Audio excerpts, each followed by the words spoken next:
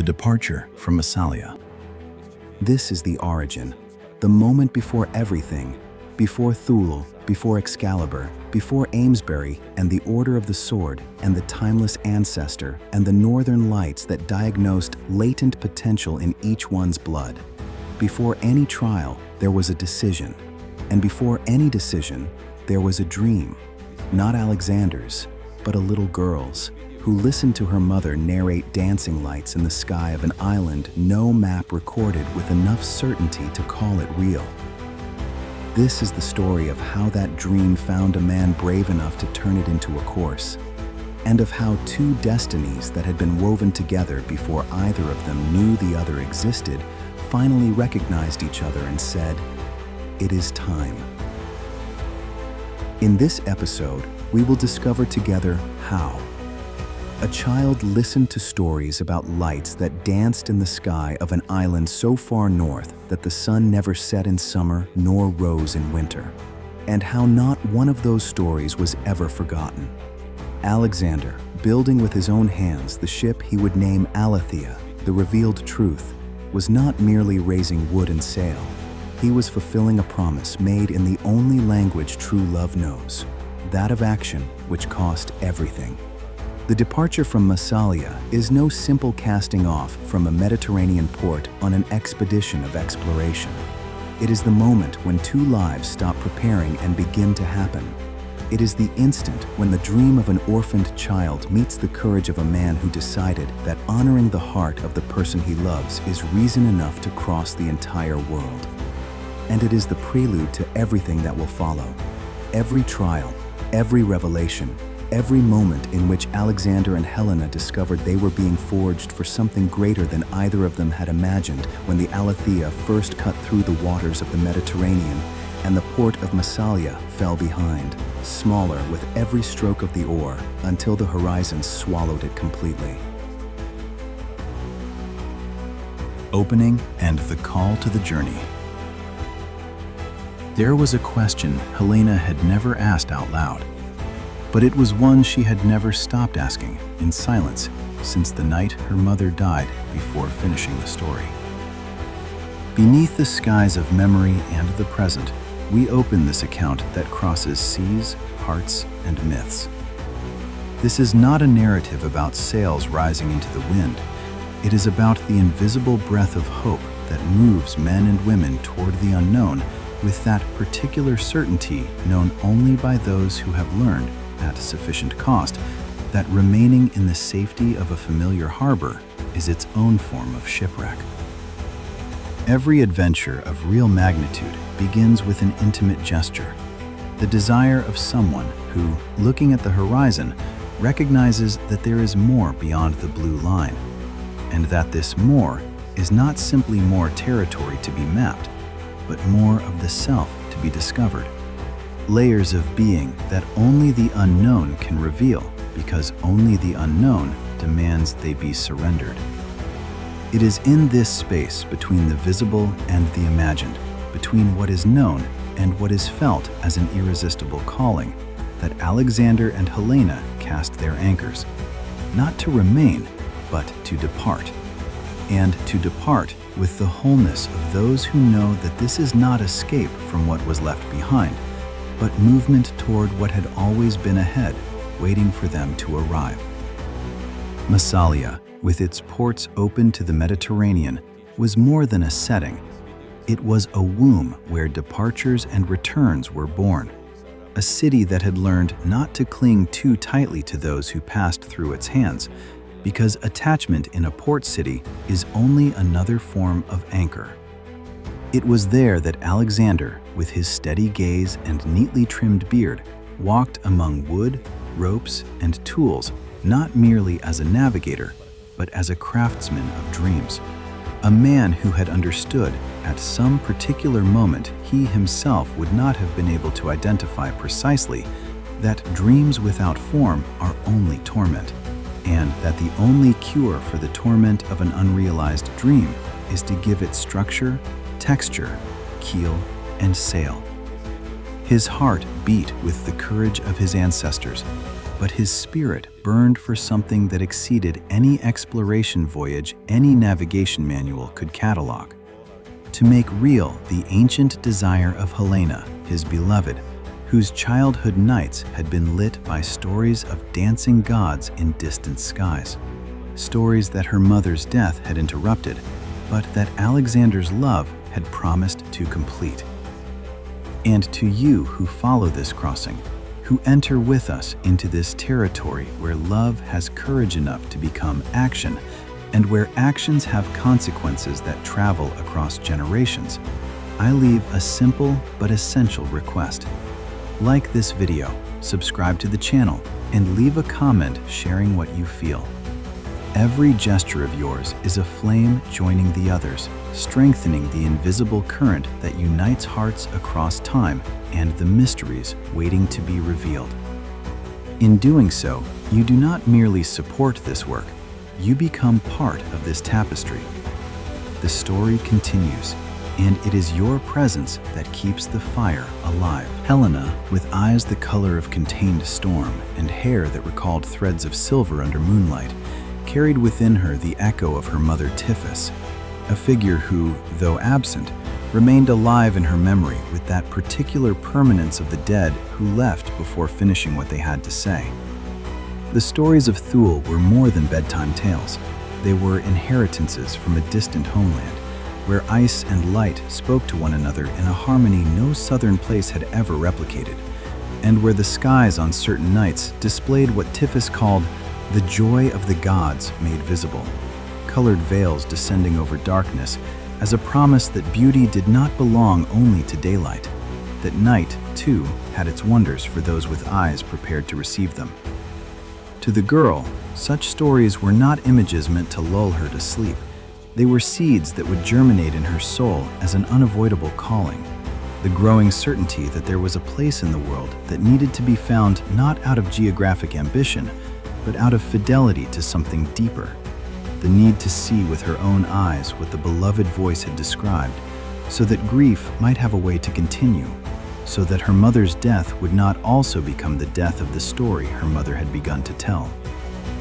In the harbor square, the sound of hammer and plane mingled with the sailors' songs in that harmony of things not designed to coexist, yet discovering themselves naturally complementary.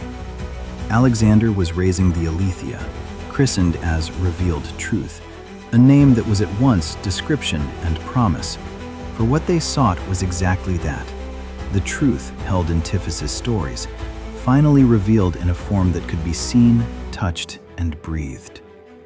Every plank fastened was more than wood fitted into place.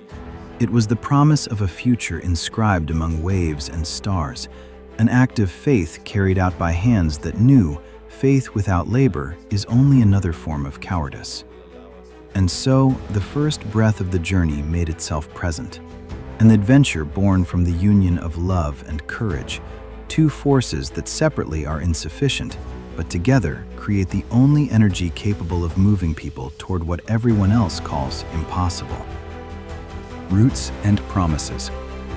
Not everything that is inherited comes from parents who are still alive. Sometimes, the most powerful legacy comes precisely from those who died before they could fully deliver it. And it is in that incompleteness that it becomes irresistible.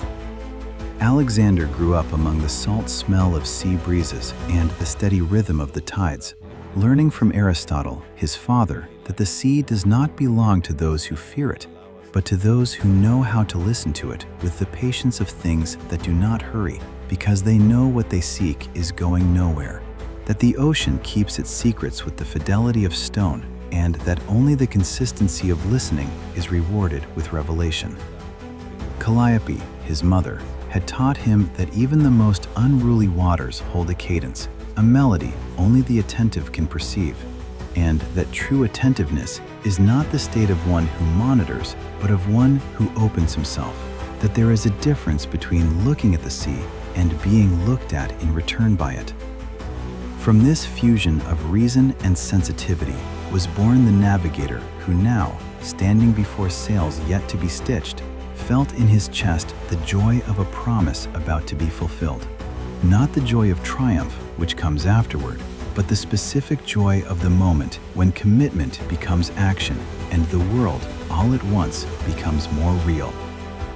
Helena carried in her memory the laughter of Tiphys and the steady gaze of Lysimachus, figures who, though absent, remained alive in her memory with that vividness particular to those who did not finish what they had to say, and who, because of that, remained present through the incompleteness they left behind. The stories of Thule were more than inheritances, they were assignments. When death took them, it left her with the challenge of preserving the flame of those narratives, and she did, until her love for Alexander gave her a new reason to seek not only to preserve what had been interrupted, but to complete it. There was something in this that went beyond adventure. There was repair, fidelity, the refusal to let Tiphys's death also become the death of what Tiphys had seen and loved. Together, Alexander and Helena formed a rare balance. She, the poetry that rises from roots and defies time. He, the map that turns dreams into direction. Helena saw in Alexander the safety her orphaned heart longed for, not the safety of protection that infantilizes, but the safety of the presence of someone who does not retreat when the weight increases, who remains when most would leave, who considers honoring the dream of the person he loves a responsibility as legitimate as any other the world might place upon him. And Alexander saw in her the spark capable of turning the horizon into an altar, the person whose search was real enough to justify the risk, sacred enough to require that everything be done with the care the sacred deserves.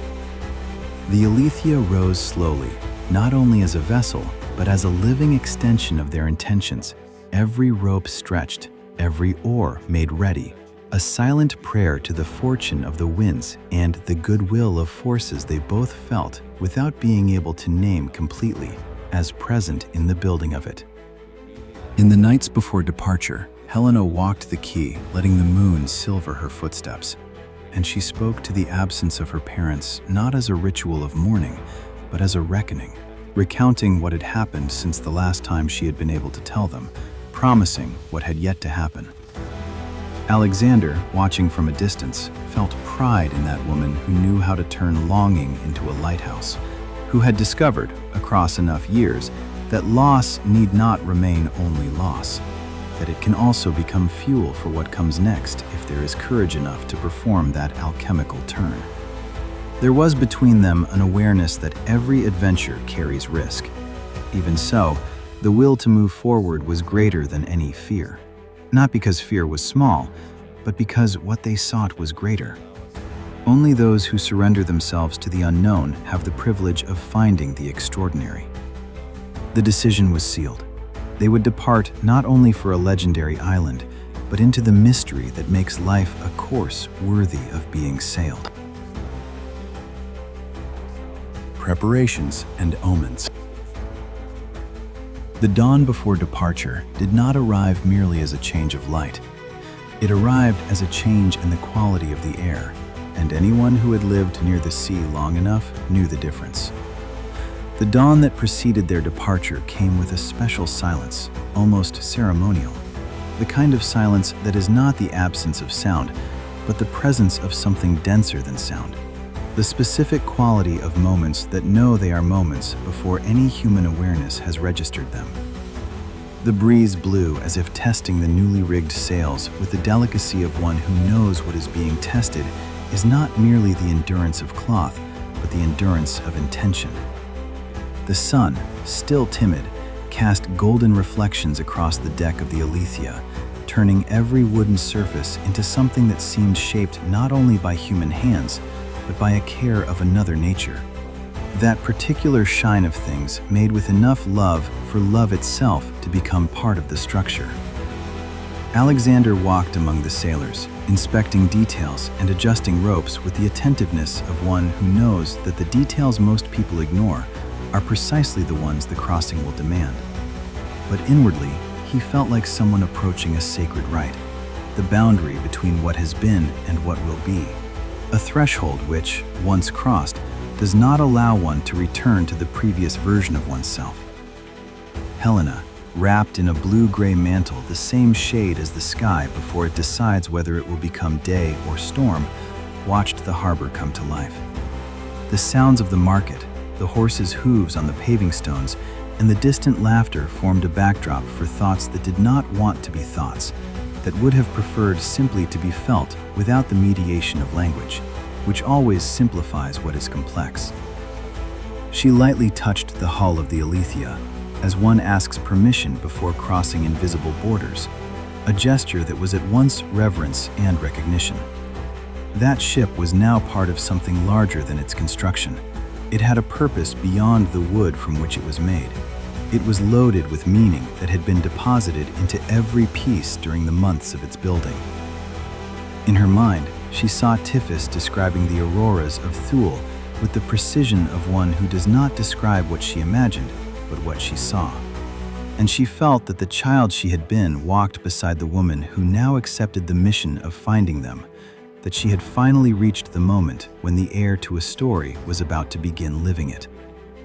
The sailors, handpicked by Alexander, knew the sea with the intimacy that comes from years of genuine attention, but they also respected the weight of the dreams driving that specific journey, sensing that what was being asked of them went beyond technical skill. What was being asked was a willingness to serve a purpose greater than any course they had sailed before. Among them, there was an unspoken pact to protect not only bodies, but the delicate promise Alexander and Helena carried with them, to honor memories and seek lights that, according to many, were nothing more than myth. Meanwhile, Aristotle and Calliope came to the quay to say farewell, the old sailor examining the vessel with a silent approval that was the greatest praise he knew how to give, while Calliope embraced Helena with the tenderness of those who send loved ones under the care of forces greater than any protection they themselves could physically offer. They were roots sustaining the leap of faith of the young, reminding them that to depart does not mean to sever, but to widen the space where love dwells. The wind, which until then had blown softly, changed tone for an instant, as if carrying a message, as if the invisible world that experienced sailors knew existed parallel to the world of winds and tides had decided to announce its presence through the only medium available, the quality of the air. Helena raised her eyes to the sky, where thin clouds stretched like translucent veils that revealed more than they concealed. Perhaps it was only imagination, but over enough years spent paying attention to what most people dismiss as imagination, she had learned that imagination often perceives before any other sense has had time to process. Something unseen accompanied their footsteps, watching, waiting, recognizing in the two who were about to depart the presence of something that had been anticipated far longer than either of them could imagine. The departure. There is a moment when the anchor rises and the ship begins to move that is not merely physical. It is the moment when a life stops being promise and begins becoming event. That moment was this one. When the sun reached its highest point, painting the calm harbor waters copper with that specific light that turns the ordinary into a scene worthy of remembrance, a murmur passed across the deck of the Aletheia. Not a murmur of words, but of that kind of collective energy that forms when a group of people simultaneously understands that something irreversible is about to happen. And that irreversibility is not threat, but liberation. It was the long-awaited moment, the moment when the lines would cease to restrain the ship in order to let it breathe freedom.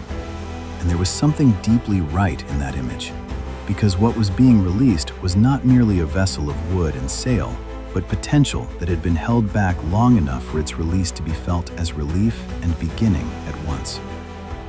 Alexander remained for a moment at the prow, letting the wind caress his face with the particular gentleness of favorable winds.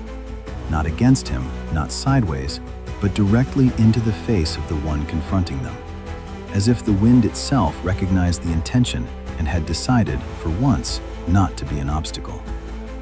His eyes ran across the elegant lines of the vessel with the satisfaction of the craftsman who sees the work completed before it is submitted to the test that will say, with an authority no theory can reach, what the work is truly worth. The certainty that everything had been prepared with devotion gave him the calm of those who know they have done their duty. Not the calm of indifference, but the calm of one who has given his best and can now let the world do what the world does. Helena stepped aboard with contained grace, looking back toward the quay where Aristotle and Calliope waited with that mixture of pride and nostalgia that belongs specifically to those who love enough to want the ones they love to go farther than they themselves ever did. The young woman raised her hand in farewell, but her gesture was also a silent vow. She would return bringing stories worthy of the inheritance they had entrusted to her. Stories that the deaths of Typhus and Lysimachus had not erased, but had placed within her to be completed. Her tearful eyes reflected both longing and excitement, the two emotions coexisting in that impossible harmony only genuine moments of transition can create. When one is leaving behind something beloved in order to move towards something beloved that has not yet fully taken shape. Alexander walked to Helena and took her hand, leading her to the highest point of the vessel, where both of them could contemplate the horizon, where the blue of the sea merged with the sky in a boundary cartographers know how to locate only approximately, because it changes with the light. From this moment on, he said, every wave will be a verse written for us. May the gods be gentle, and may the wind guide us to the lights that keep your dreams. Helena answered only with a smile, because certain promises need silence in order to bloom, because the words that might try to contain what that smile held would always be inadequate, and both of them knew that with the certainty of things that do not need to be spoken because they are simply evident. The harbor bell rang, the ropes were cast loose, the Aletheia began to glide, and in the instant the city fell behind, Helena drew a deep breath, feeling that something inside her was breaking free, along with the harbor shrinking in the distance. Not a part of herself left behind, but a part that had long been held back, waiting for exactly this movement of departure in order to finally, fully begin. Open sea and omens. The open sea was not merely the absence of land, it was the presence of something else. Something with no name on maps, but that those who had sailed long enough recognized as the sensation of being completely inside something greater than themselves. The first day on open water brought a vast silence, so deep it seemed to contain every story the ocean had ever kept, and within it was the specific quality of silences that are not absence, but the fullness of something that exceeds language's ability to fit it into words. The Aletheia moved forward with elegance, her filled sails reflecting the light of late afternoon with that quality of objects made for exactly this, for this wind, in this direction, in this moment. Alexander, standing at the helm, watched the infinite line where sky kissed water with the attention of a navigator that is not simply visual, but total. Body, intuition, memory of other crossings, and perception of something no navigational instrument could measure, but that good navigators knew how to consult. In his chest, he felt a mixture of pride and reverence. It was as if the ship were an extension of his own soul, venturing into territories that until then had belonged only to Helena's imagination and her grief. Helena walked the deck, letting the wind play with the loose strands of her hair with the freedom wind has when there is no obstacle great enough to restrain it. The smell of salt, the cadence of the waves, and the rhythmic creaking of wood formed a melody inviting her to release the last traces of uncertainty, those remnants of doubt every genuine departure carries within it, the question that is not formed in words but exists as a light pressure in the chest. What if? Touching the polished railing, she thought of her parents, of the nights lit by Typhus's stories, and felt herself closer to the child who had dreamed of auroras. Not with the melancholy of distance, but with the particular nearness produced by moving toward what one loves, when every step forward is also a step back toward what was lost. The crew, carried by a contained joy that was at once professional and something more, shared stories and laughter while tending to their tasks. There was a sense of harmony that came not only from technical coordination, but from a shared awareness that this expedition was different from all the others, that they were serving a purpose greater than any employment agreement or loyalty to a captain, that they were participants in something worthy of being entered into wholeheartedly. When night fell, the sky revealed itself in clear constellations, stretching above them like a cloak embroidered by hands that were not human. Helena, seated near the railing, let her eyes follow the stars, trying to guess which one might keep the path to Thule. And in that attempt, there was not naivety, but the specific wisdom of one who has understood that certain routes are not found on maps, but recognized when one is attentive enough to perceive them. But not everything was pure serenity, and it would be dishonest to the nature of true journeys to pretend otherwise. In the distance, a dark line drew itself across the horizon, almost imperceptible to anyone who did not know where to look. Alexander, alert to signs with that attentiveness that comes from decades of realizing the sea always warns before it acts, noticed the altered movement of the clouds and the metallic smell the wind was beginning to carry. He kept his expression calm, because panic in a captain is the greatest danger a crew can face, but quietly ordered the sailors to reinforce the lines and check the condition of the sails, preparing for whatever might come. Helena felt a shiver run down her spine, unsure whether it was fear or excitement. Sometimes the two emotions use the same language of the body, and only what the mind decides about what is happening determines which of them inhabits the tremor.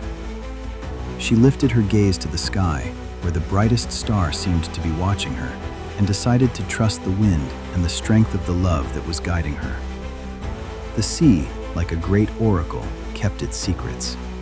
It was up to them to discover which ones it would reveal first. The storm that announces itself.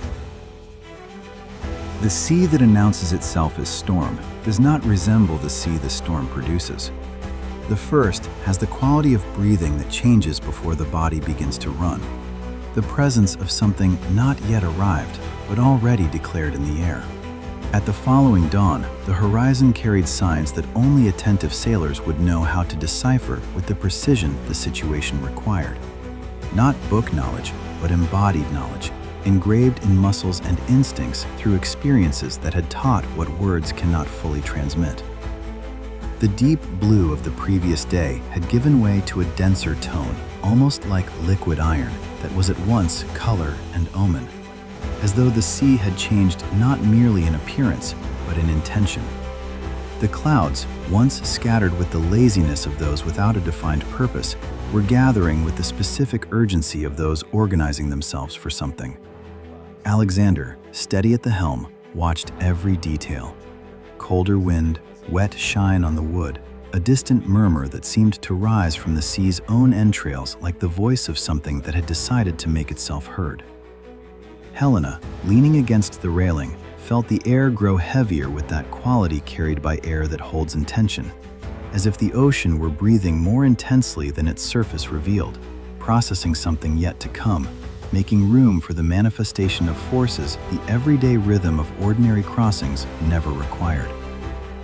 The rustling of the sails lost its softness, turning into a nervous brushing sound that betrayed the impatience of something larger than common wind. She searched for Alexander's eyes and found in them serenity, but serenity of a very specific kind. Not the serenity of one who does not see danger, but of one who sees it and consciously chooses not to let danger reorganize his inner state before it becomes absolutely necessary. He gave her a slight nod, inviting her to keep her heart calm, for trust in the helmsman is the first shelter in times of strong wind, even before any physical shelter exists. The crew, sensing the changes with the collective antenna groups develop after spending enough time together under pressure, began to work with a silent discipline that was both technical and ritual. Ropes checked, sails adjusted, barrels secured more firmly to the deck, each action a gesture of respect toward the sea that was making its announcement. Among the sailors, there was an unspoken pact not to feed one another's fear, for each to be solid enough that their collective solidity would exceed what any one of them could be alone. Alexander, with a clear but steady voice, gave instructions. Reef part of the sails, prepare the helm, keep the lines free for quick maneuvers. Every command was followed promptly, and to Helena, that scene revealed something about Alexander that everyday love often obscures. The man who had promised her auroras also knew how to face storms, and that made her love for him grow anchored not only in tenderness, but in the firmness that gave her genuine security. The kind of security that does not protect one from reality, but equips one to face it. The sky, once merely overcast, now bloomed into tones of lead and silver, cut through by distant flashes. The sea's surface began to roll with greater force, not with the grace of waves shaped by ordinary wind, but with the insistence of waves that form when the whole sea decides to move. The Aletheia held steady, cutting through the first swells with an elegance that was at once encouraging and unsettling, because there was something defiant in that elegance, like a vessel that did not yet fully know what was coming. The feeling was that they were standing at the edge of a threshold, not merely meteorological, but symbolic as well. The passage from comfort to courage, from the planned to the real, from dream to the trial that would say, with an authority no preparation can replace, whether they were truly who they believed themselves to be. The force of the waters. The storm did not arrive as an enemy. It arrived as an examiner, with all the severity and all the impartiality that only forces indifferent to the outcome can exercise. The sky, now entirely claimed by heavy clouds, bent over the sea like a threatening veil.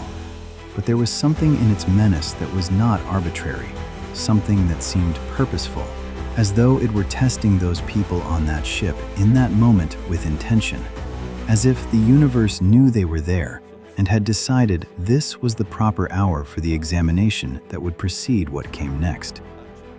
Fierce gusts lashed the sails, and the roar of the ocean echoed like war drums, with that quality of sound that passes through the body before it is processed by the mind. The Aletheia pitched with firmness, her masts groaning under the strength of the wind with that particular groan of good wood that yields enough not to break, that had been built to endure exactly this, that had been prepared by hands that knew building for fair weather is not building at all. Helena, protected by a sturdy cloak, watched the fierce dance between waves and clouds, and there was a different shine in her eyes, not of terror, but of reverence for the spectacle of forces that completely exceeded any human scale without having to care about it. It was as though she recognized in that upheaval the same greatness that had inspired Tiphys's stories, not the greatness of what is beautiful and peaceful, but that other greatness, older and more honest, of the vast and the implacable that exists whether or not it is approved by those who witness it.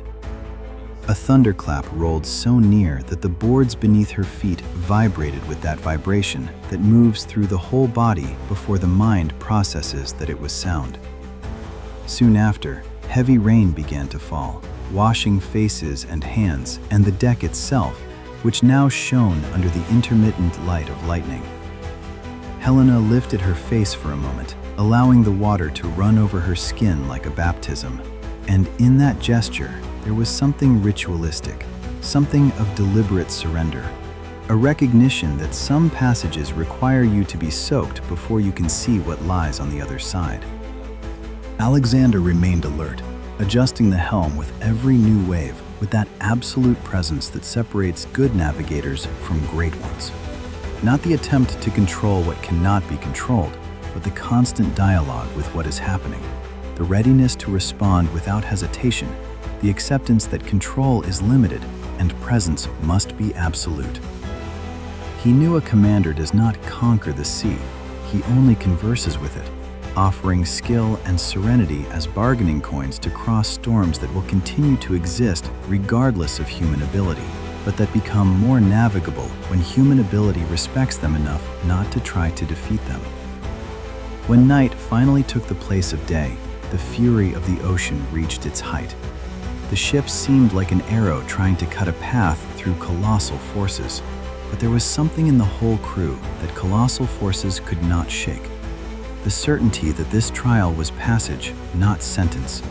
That what was being tested was not the endurance of the hull, but the temper of their souls. And that souls forged for what awaited them farther ahead could not be destroyed by what was preparing them. Relief after the fury. There is a specific quality to the silence that settles after a storm. It is not the silence from before. It is deeper, more aware of itself, like a silence that knows it has been earned. The early morning advanced slowly, but with it came a different silence, almost respectful, as though the air itself had decided, after hours of rage, that what needed to be said had been said, and that it was now time to let those who had survived what had been said process what they had learned. The clouds, exhausted from so much struggle, began to open gaps through which starlight dared to return with the tentative quality of things that know they have been awaited. The sea, though still rolling, breathed more calmly, allowing the Aletheia to recover her balance with that gradualness proper to restorations that are not repairs of damage, but integrations of what damage has taught. Soaked through, Alexander ran a hand over his beard and realized the worst had passed. In his chest, he felt a quiet gratitude, like one receiving a gift without needing words, because true gratitude often has no words, only the silent recognition that something that might not have happened did happen in a way that preserved what mattered. Helena, leaning on the railing, looked upon the transformed scene with eyes that had themselves been transformed, eyes that had seen, in those hours, something about themselves that the comfort of Massalia never could have revealed. The lightning had become distant echoes. The wind, once fierce, now only caressed her face with that particular gentleness of those who have just shown what they are capable of, and who therefore can now be gentle without gentleness being mistaken for weakness. She drew in a deep breath, savoring the rain-washed air, and realized that fear had given way to a denser courage made of lived experience, not the theoretical courage of one who has not yet been tested, but the courage that knows what it costs, that carries within it the price that was paid, and is therefore more real and more lasting than any other. The crew, exhausted but smiling, began setting the deck back in order, tightening ropes, repositioning barrels, inspecting sails with that post-storm attention of those who are checking not only for damage, but for what held. Among them arose improvised jokes, small gestures of relief celebrating a silent victory over chaos, because it had been a victory, even though the sea had not been conquered, but crossed, which is different and greater. In the air, there was a renewed sense of brotherhood, refined in the furnace of the tempest with that particular quality of bonds that have been tested and emerged more solid than they entered. Alexander approached Helena, surrounding her with a look that mixed tenderness and pride, saying little, only offering her his hand, and together they remained there, contemplating the horizon beginning to brighten with that distinct glow of dawns that follow nights one has survived. Little by little, the sky took on gentle tones, blending the deep blue of night with the silver of first light, a discreet glow being born in the east as a fulfilled promise, announcing a new day with that seriousness proper to days that arrive after something has been proven. To Helena, this was more than beauty. It was a silent sign that they had been accepted on the path, that the forces governing those waters had examined what they found and decided it was enough to continue. With the sea calming and hope rekindled, Alexander gave orders for the sails to be adjusted and the course resumed. The Aletheia responded with a docility that was at once physical and something more, as if the vessel too had passed through the trial and now knew, in her wood and in her ropes, that she was more than she had been before crossing it. The coast of Hispania. The land that appeared on the horizon was not the destination. It was proof that the destination existed, that there were other shores beyond the last one they had left, that the ocean which seemed infinite was, in truth, a crossing. With full daylight, the sea took on a deep green punctuated by golden reflections from the rising sun. That specific combination of colors the Mediterranean produces on certain autumn mornings, when the light strikes at the right angle and the water has been stirred enough to carry particles that turn it into something close to a visual miracle. From atop the mast, one of the sailors cried out that land was in sight, with a voice carrying something beyond nautical information. There was in it the particular joy of confirmation that there is indeed a shore, that the world is not only endless water, that it had been right to continue. Alexander narrowed his eyes, studying the strip of pale sand stretching into the distance, and felt the weight of responsibility ease somewhat from his shoulders. Not because danger had ended, but because he had reached a stopping point that would allow recalibration before pressing on. Helena stepped near, resting herself on her husband's arm, and together they looked upon that promise of temporary rest. For her, the coast was not merely physical shelter. It was a sign that life always offers a place to breathe between trials, that the universe, even when it demands, is generous enough to allow recovery before demanding again. Her thoughts turned to Tiphys, and a soft smile escaped her, not out of sadness, but out of that particular gratitude children feel when they realize their parents equipped them for something their parents themselves did not live long enough to see. On the beach, the local inhabitants waited with cautious curiosity, that particular balance between wanting to know and not presuming, which is the most honest form of respect one can offer those arriving from a crossing one has not made. Their eyes rested on Helena, admiring her serene bearing and the light that seemed to surround her. Not supernatural light, but the subtler kind that radiates from people who have passed through a genuine trial and emerged carrying something they did not have before. Alexander stepped forward and greeted them with respect, introducing himself and explaining that they had come from Massalia, leading an expedition northward in search of the island known in legend as Thule. The villagers exchanged glances, murmuring words that blended astonishment and disbelief with that quality of reactions reserved for things that exceed the expectation of daily life, yet are not entirely impossible to imagine for those raised on legends others dismiss as fables. Some of the elders recalled stories passed down through generations, of Thule as a mythical place where the sky danced with multicolored lights, where few had dared to go and none had returned with concrete accounts. Helena listened closely, feeling her heart race with that specific acceleration of confirmation. Others had heard. Others had passed it on.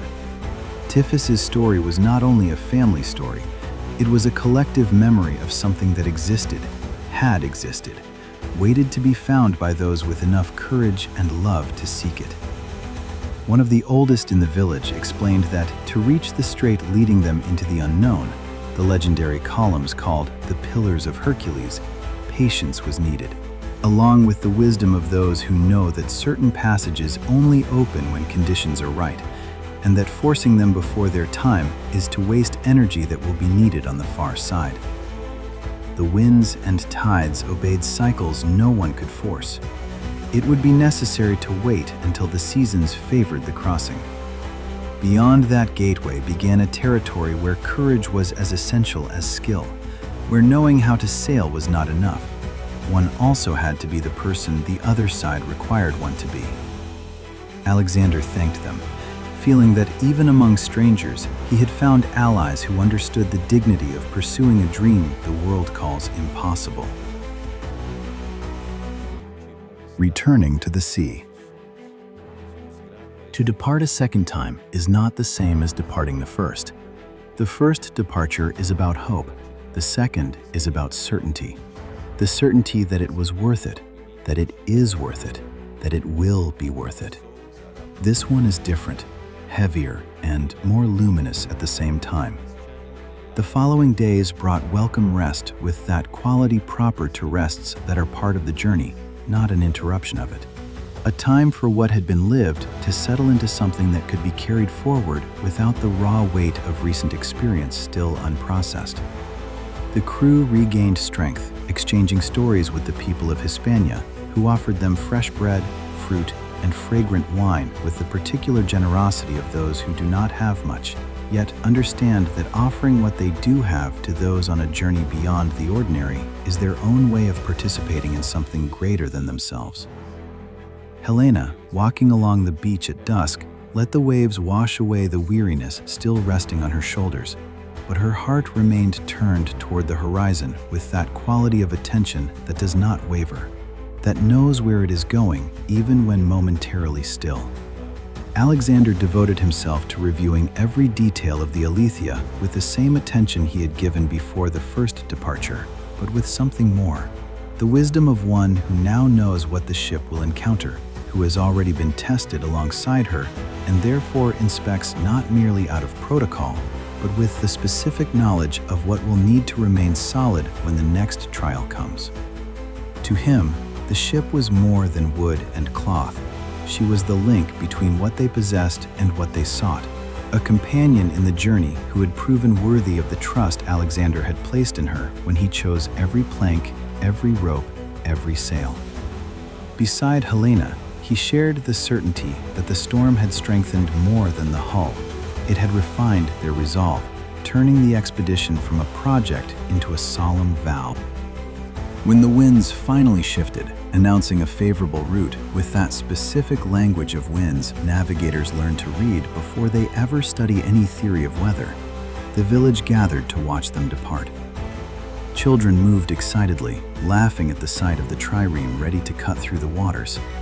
Men and women waved with gestures of encouragement that were at once farewell and participation, as though, in sending Alexander and Helena northward, they were sending something of themselves as well, as though the journey of those two were also the journey of all that had been left behind but deserved to be represented where none of them would ever reach.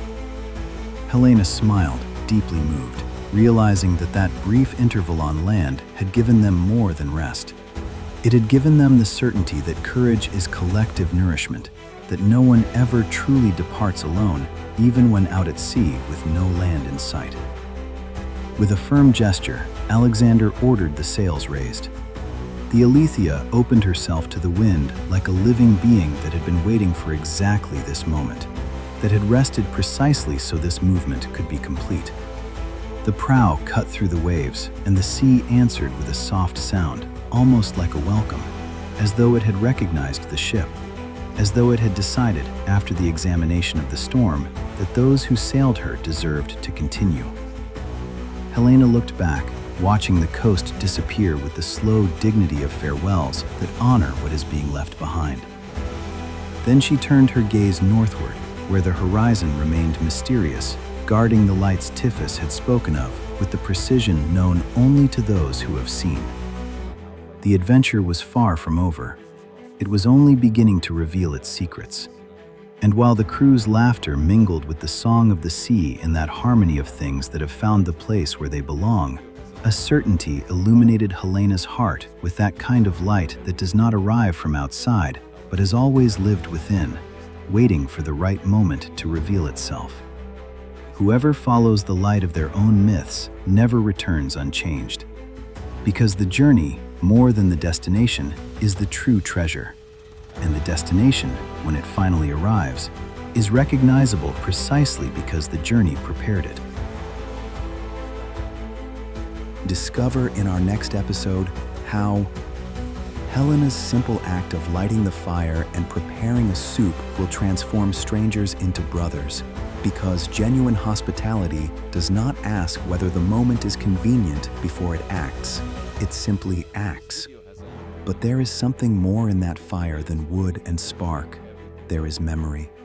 There is the stone of Thule that years earlier, Helena held together with young Alexander's hands to teach him the first lesson she would ever give him, that certain flames are not born by accident, but through the deliberate meeting of elements that had been waiting for one another. Alexander, seated on the sands of Hispania while the soup simmers, will travel through time to that afternoon in Lysimachus's house, where a young woman with luminous eyes struck flint against metal and gave birth to a spark that did not merely ignite straw, but ignited destiny. And when the improvised banquet gathers sailors and villagers into a single circle of shared humanity, it will become clear that the greatest achievement of a journey is not the destination one reaches, but the alliances one sows along the way.